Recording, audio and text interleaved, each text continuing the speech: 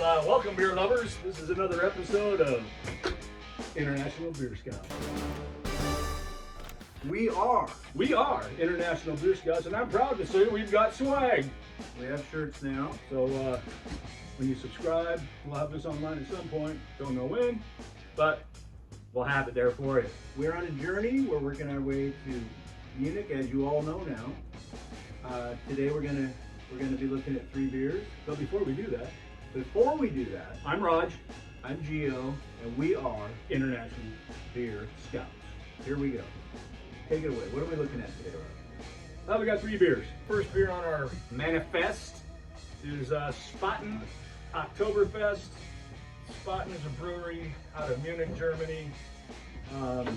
I've seen quite a few of the main breweries in Munich. Hofbrauhaus, Holliner, they all have their own Oktoberfest brews, specialty brews, for that time of year. We found this in our favorite place, Total Beer and Wine, and they still will sell in the Oktoberfest, so we like it. Relatively dark. Yeah, it is a little darker. What's the alcohol content? It's 5.9%. Now, like we usually do, this is a beer we're used to because they started brewing in 1397, George. 1397. We weren't around then. So if my math is correct, that's somewhere 700 to 800 year old. Yeah. It has a nice head. It doesn't have that flowery, It has an amber. floral, Amber. appetizing I'm thinking amber. So we're gonna go to our second beer. Ooh. Roger, what do we have for? I'm still getting over the first one. Number 2. Did we enjoy that first beer? Not a lot. No, this is a first. Yeah, we've always liked all the beers we tried, but that one. Well, you know what you say. We'll drink anything. And we did. There's no doubt that This one's apparently a child-proof bottle opener. So this is the Québécois beer from Canada, Belgian style wheat ale. Quebec. I'm excited. Started brewing in 1990. It's 5% alcohol, George. 5%. I'm hoping it's a Belgian style wheat. I think this is going to be. It looks like the last one was too much of an amber. I mean, it was just hard to drink. This one definitely has the right color. So we're moving on. The name of the brewery is Unibroue. It could be Unibroue. Unibroue. Well, here's how it's spelled: Unibroue. And they're out of Chambly. That's the town, Quebec, Canada.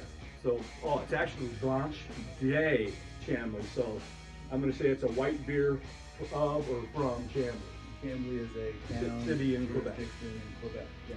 And that would be in Canada, is that correct? Last time I checked, Quebec is part of. Now, I got some stories about Quebec. So let's. You want to get going on that? So this would be considered an international beer from our perspective. From our perspective, it's a foreign country. It's got a very nice pour, light on the head. Yeah, we like it so far. And now we're going to try it. We're going to drink it. So what's up next? Seattle beer, and a lot of people are going to be confused about this, so I'm going to explain it again. We're in the Pacific Northwest. PNW. Seattle is the big city we go to when we go watch Seahawks or Kraken or Mariners or whatever. And they've got a brewery there called Pike.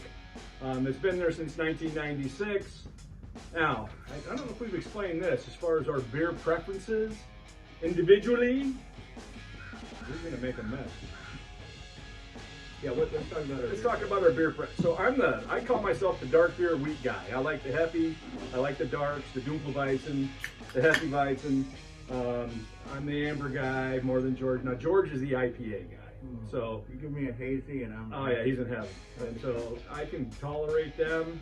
And so now George picked the beers this week. So yeah, look, he's got a nice looking beer going there. This is called Uptown Hazy IPA, 6.2% alcohol.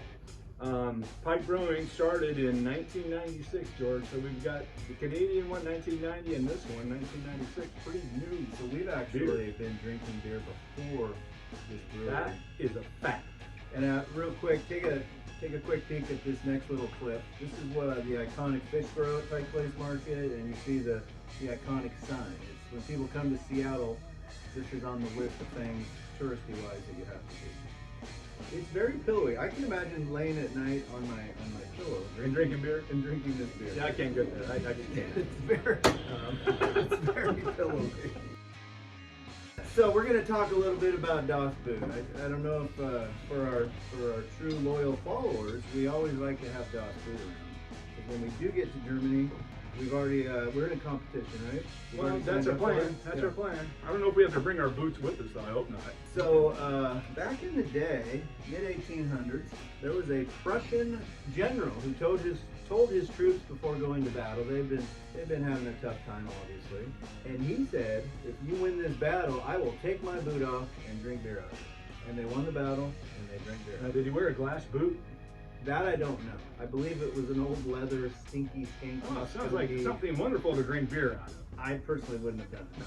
Here's our high-speed scoring system. We have the Spaten Oktoberfest from Munich.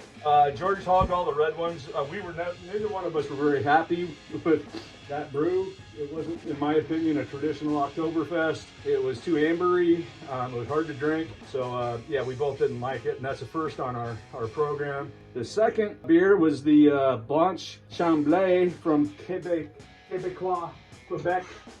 We both liked that one. It's a Belgium style. Definitely we'll get that again. We both liked it a lot. And then the IPA, the Pike's Uptown Hazy IPA. That's George's domain as far as the beers he likes. It was a good IPA. I'm just not a big IPA fan. That's why I gave it a yellow. George likes it, so that's the bell. And thanks for paying attention. If you have any questions, feel free to email us. And what's the words I'm supposed to use, George? What do you mean? Subscribe. Share. And share. I don't do either. I don't do either.